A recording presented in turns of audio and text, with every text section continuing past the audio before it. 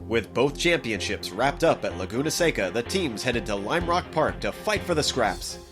After qualifying settled, Dan Rash trounced the field with Eric Smith beginning beside him yet again. Despite an incredible start from Smith, Rash held on to the lead at Big Bend, but Chris Burrett started his race on the back foot when he got greedy on the uphill. In the ST class, James Stevenson took pole with the only sub-59 second lap of the MX-5s as Ayrton Ellis started second. When the green fell, Josh Loitz made an opportunistic jump up to third.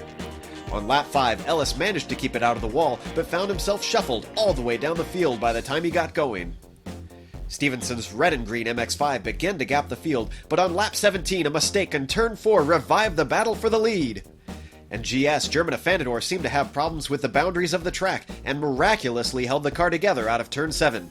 But seemingly shaken by the excursion, the number 5 V Apex Mustang went off again at Big Bend.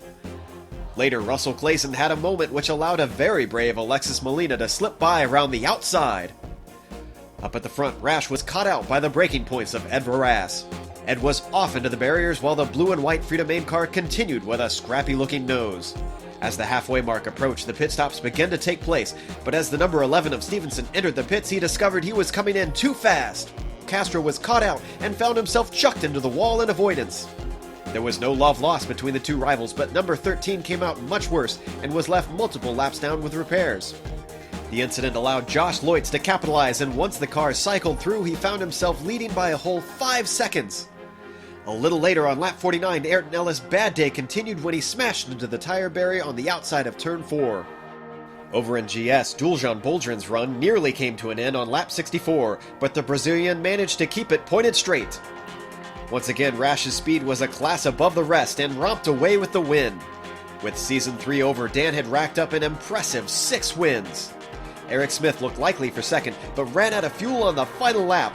This promoted Jason Breifogel to second, while Boldrin just managed to sneak by for third. Meanwhile, as the laps ticked by in ST, Stevenson slowly but surely reeled in Loitz's green and black machine until a mere 2 seconds separated them. But in an incredible display of calm under pressure, Josh held the gap to take his first CESCS win. It was an unexpected finish to the race and an emotional victory for the American. With the race at Lime Rock Park concluded, it meant the third season was now in the history books. Though both classes saw amazing displays of dominance, it was not without its incredible racing and thrilling finishes. We look forward to you joining us again when we return to see who is the king of the Mustangs and master of the MX-5s in Season 4 of the Continental Endurance Sports Car Series.